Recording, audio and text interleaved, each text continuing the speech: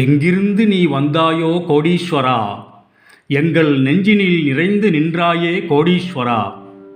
நிதம் எங்கள் நினைவுகள் உந்தன் அருளலையில் சங்கமம் கோடீஸ்வரா. இது எங்கள் ஆன்ம கீதம் அன்பே கோடீஸ்வரா.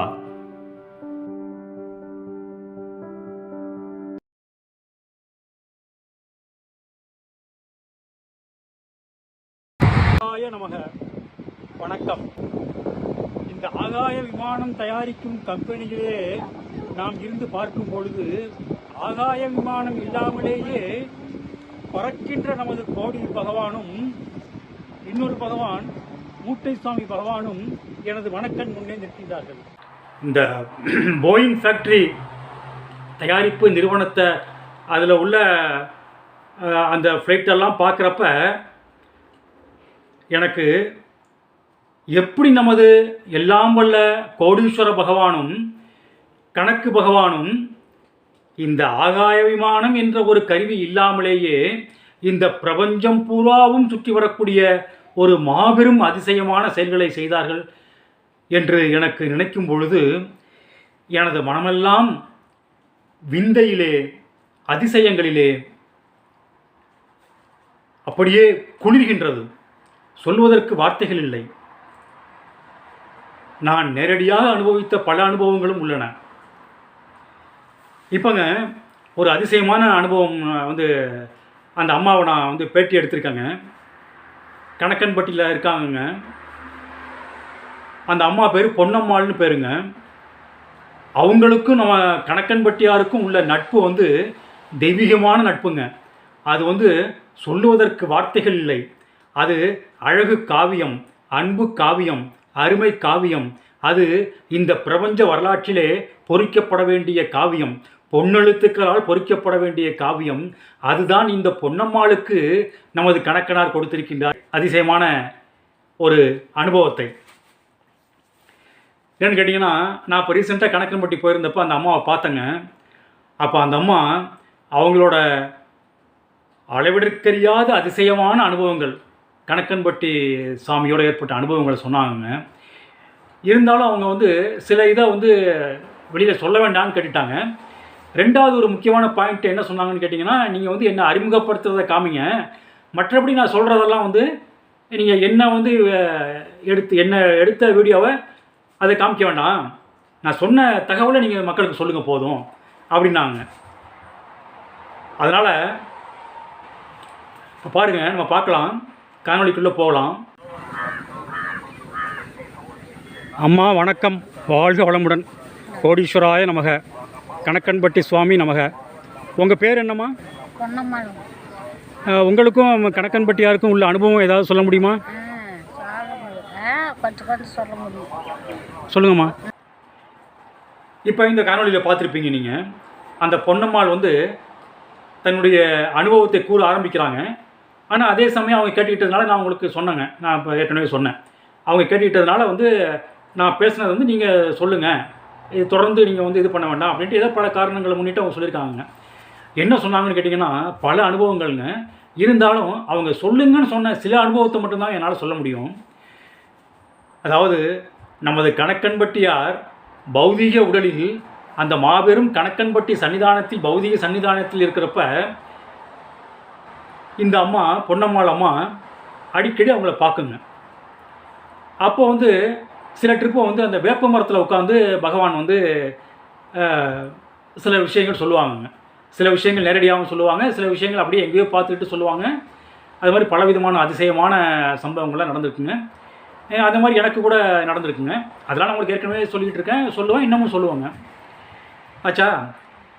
அப்போ அந்த வேப்ப மரத்தடியில் கணக்கன்பட்டியார் உட்காந்துட்டு இருக்காங்க.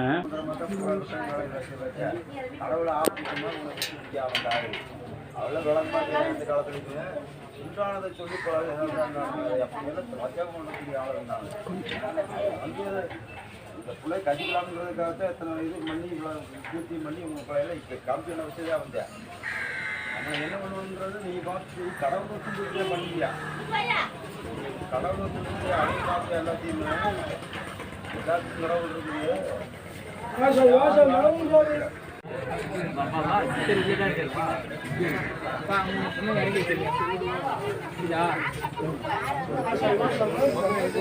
இது பேக் வைக்கிறேன்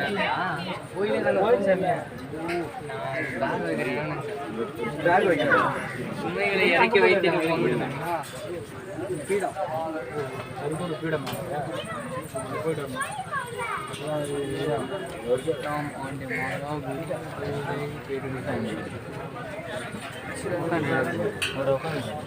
ஒரு மணி தான் இருக்கு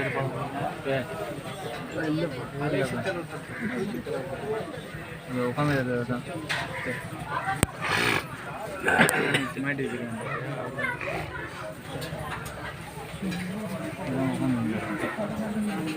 சாமி உள்ள தொட அனுமதி இல்லை, உள்ள தொடக்கூடாது, வடக்குள்ள வேண்டி வந்து முன்னாடி கும்பிடுங்க. அப்போ வந்து இந்த அம்மாவுக்கு, பொன்னம்மாள் அம்மாவுக்கு ஆரம்பகால பழக்கங்க. அதுக்கு பிறகு தான் ரொம்ப வருஷம் பழக்கங்க. இப்போ நான் சொல்கிறது அந்த ஆரம்பகால பழக்கங்க. பௌதிக சந்நிதியில் பகவான் இருக்கிறப்ப பல வருஷங்களுக்கு முன்னால் நடந்த சம்பவங்க. இது வந்து கிட்டத்தட்ட 1வது சந்திப்பு அந்த அம்மா அல்லது 2வது தரிசனமாக இருக்குங்க. நான் எதுக்காக சொல்ல வரேன்னா, கணக்கன்பட்டியாரை பற்றி அந்த அம்மா அதிகம் அறிந்திராத சமயத்தில், ஆரம்ப சமயங்களில், அதாவது இந்த அம்மாவுக்கு கணக்கன்பட்டியாரை தரிசனம் செய்வதில் உள்ள ஆரம்ப காலங்க அது. 2வது ட்ரிப்புங்க. அப்போ வந்து அந்த வேப்ப மரத்து பக்கம் அது வந்துட்டு இருந்ததுங்க. அப்போ ஒரு சுமாரான கூட்டங்க, ஒரு 25-30 பேர் இருந்தாங்க. பகவானை சுற்றி உட்காந்துட்டு இருந்தாங்க. அப்போ இந்த பொன்னம்மாள் அம்மா போயிட்டுருக்குங்க. அந்த போயிட்டுருக்க அம்மாவை கூப்பிட்டு அந்த எப்படி கூப்பிட்றாங்க, ஏ பொண்ணு இங்கே வா அப்படிங்கிறாங்க. இதை பாருங்கள், நல்லா புரிஞ்சுக்கணும். அந்த அம்மாள் பேர் பொன்னம்மாளுங்க, அது பொம்பளை. அதனால் 2 விதமான கருத்து இதில் வருதுங்க. ஒன்று மாரியம்மான்னு கூப்பிடுவாங்க, இப்போ இதில் வந்து பாருங்கள் பொண்ணுன்னு கூப்பிட்ருக்காங்க. அப்போ அந்த பொன்னம்மாளுங்கிற பேர் அவங்களுக்கு தெரிஞ்சிருக்குங்க. பகவானுக்கு தெரியாத விஷயமா என்ன, ஏ பொண்ணு இங்கே வா அப்படின்னோடனே அது ஒரு 30-40 அடி போயிட்டு இருந்தது. என்னடா சாமி நம்மளை பார்த்து கூப்பிட்றாங்களே அப்படின்ட்டு சாமி அப்படின்னு வந்துச்சுங்க. வந்த உடனே பகவான் சொல்கிறாரு, உனக்கு நீ எழுதுவ படிப்ப போ. எப்படி, உனக்கு நீ எழுதுவ படிப்ப போ அப்படின்னாங்க. உடனே இந்த பொன்னம்மாளுக்கு அப்படியே தூக்கி வாரி போட்டதாங்க. ஏன்னா இந்த பொன்னம்மாளுக்கு படிப்பறிவு சுத்தமாக கிடையாதுங்க, எழுத்தறிவு சுத்தமாக கிடையாதுங்க.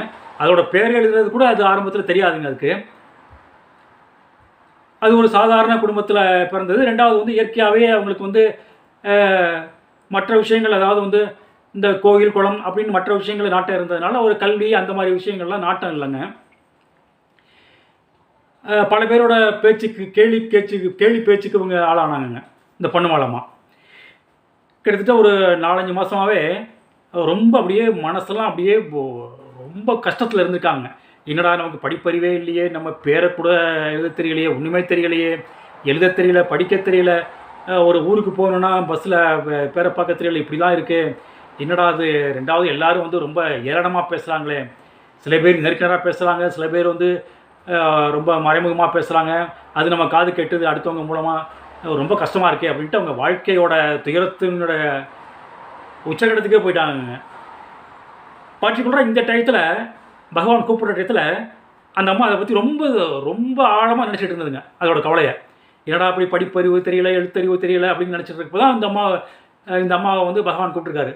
எப்படி, ஏ பொண்ணு இங்கே வா. அது பேர் பொன்னம்மாளுங்க. வந்த உடனே பாரு, ஒன்றுமே கேட்கலைங்க. உனக்கு எழுதுவோ படிப்ப போ அப்படின்னு சொன்னது தாங்க. இது பெரிய அதிசயம் பாருங்கள். ஒரு குறிப்பிட்ட காலத்தில், அதாவது ஒரு 10 அல்லது 15 அல்லது 1 மாதத்தில், மேக்ஸிமம் ஒரு 1 மாதம் கழித்து இதுக்கு எப்படி அந்த ஆற்றல் வந்ததுன்னு தெரியல. இதுக்கு சந்தர்ப்பங்கள் வந்து கல்வி கற்றுக் கொடுக்குற ஆட்கள்லாம் அதுக்கு அறிமுகம் ஆகிறாங்க. பெரிய இந்த அம்மாவுக்கும் அவங்க வர்றவங்களுக்கும் உள்ள ஒரு ஸ்டேட்டஸ் பார்த்தா மடுவுக்கும் மலைக்கும் உள்ள தூரங்க. இந்த அம்மா வந்து மடுங்க. வர்றவங்க பழகினவங்கலாம் பார்த்திங்கன்னா அது மலை மாதிரி அந்தளவு அறிவாற்றல், ஒரு பண ஆற்றல் எல்லாமே இருந்தவங்க. அவங்களாம் கூப்பிட்டு உங்களுக்கு 4 விஷயம் சொல்லி தர்றாங்க. ஒருத்தர் வந்து என்னம்மா எழுத தெரியாதா அப்படின்ட்டு என்னமோ ஆனா ஆவனா என்னமோலாம் என்னமோ சின்ன பிள்ளை கத்துற மாதிரி கத்துறாருங்க. இப்படியே இருந்து இந்த அம்மாவுக்கு ஒரு மாசத்துல ஒரு பெரிய புலமையாக வந்துருச்சாங்க.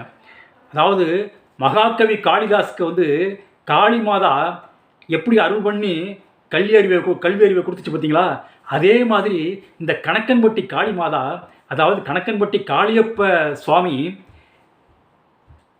இந்த ஆற்றலை கொடுத்துருக்காருங்க.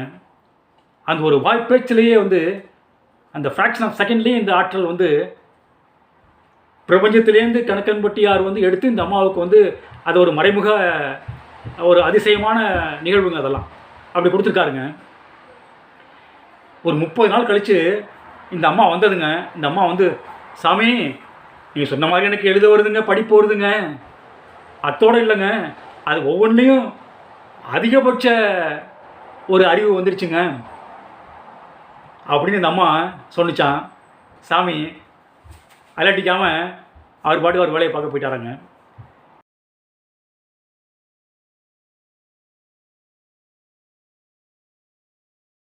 இந்த அம்மாவும் ஒரு நல்ல வாழ்க்கை வாழ்ந்துட்டு இருக்குங்க. ஒரு அன்பு வாழ்க்கை, நல்ல வாழ்க்கை. கணக்கன்பட்டி பகவான் சன்னிதானத்துக்கு போய் உண்மையான அன்போட கணக்கன்பட்டி பகவானை வந்து வழிபடுங்க. அந்த தெய்வீக நட்பு தொடருதுங்க. அந்த அம்மாவுக்கும் கணக்கன்பட்டி பகவானுக்கும் உள்ள தெய்வீக நட்பு தொடர்ந்து கொண்டே இருக்கின்றது. அடுத்த காணொளியும் தொடரும். ஆத்ம நன்றி.